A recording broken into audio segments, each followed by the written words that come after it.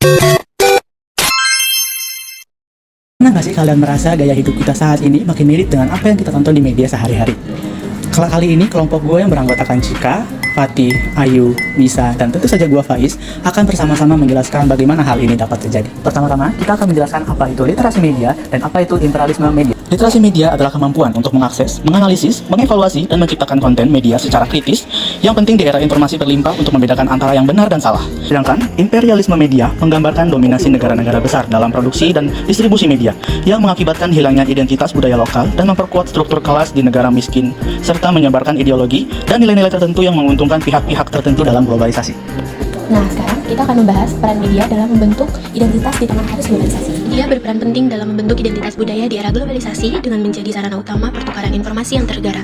Media digital, seperti platform online, memungkinkan penyebaran budaya suatu negara ke audiens global sekaligus menerima pengaruh budaya lain. Namun, globalisasi juga berdampak pada budaya lokal, di mana nilai tradisional sering tergeser oleh pengaruh budaya global yang lebih dominan.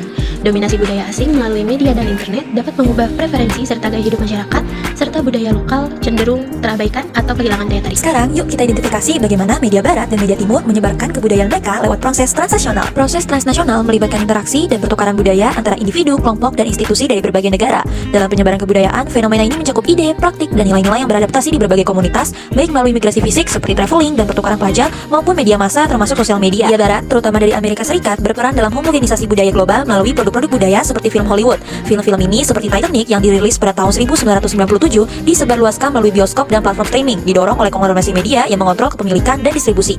Sementara itu, media timur, khususnya dari Jepang, dikenal dengan budaya populernya melalui anime dan manga. Kedua medium ini tidak hanya sebagai media hiburan, tetapi juga mempengaruhi bisnis dan politik. Contoh sukses dalam penyebaran anime adalah Rose of Versailles yang dirilis pada tahun 1989 dan serial populer seperti Naruto dan Pokemon. Berbeda dengan media barat yang menargetkan pasar global, Jepang lebih fokus pada pasar domestik.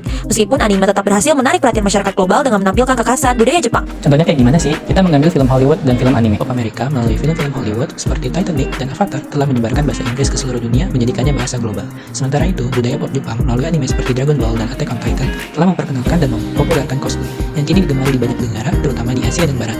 Meskipun keduanya berpengaruh, Hollywood lebih dominan dalam menyebarkan bahasa Inggris secara global karena penyebaran film yang luas. Sementara itu, cosplay hanya populer di kalangan penggemar anime saja. Yuk kita analisis contoh kasus berikut. Ada 3 pembahasan yang harus kita bahas. Yang pertama, dampak terhadap budaya lokal. Yang kedua, perbedaan antara strategi media. Yang ketiga, perbedaan pendekatan antara negara barat dan timur untuk menciptakan pengaruh global. Melalui globalisasi dan media telah membuat bahasa Inggris menjadi bahasa global yang penting. Proses ini yang disebut westernisasi dipelopori oleh negara-negara barat seperti Amerika yang menyebarkan budaya mereka melalui perdagangan, teknologi, dan budaya populer Jepang seperti anime, manga, J-pop, dan cosplay telah menarik minat global. Perbedaan strategi media. Strategi media di Amerika lebih menekankan kebebasan ekspresi dan kontroversi.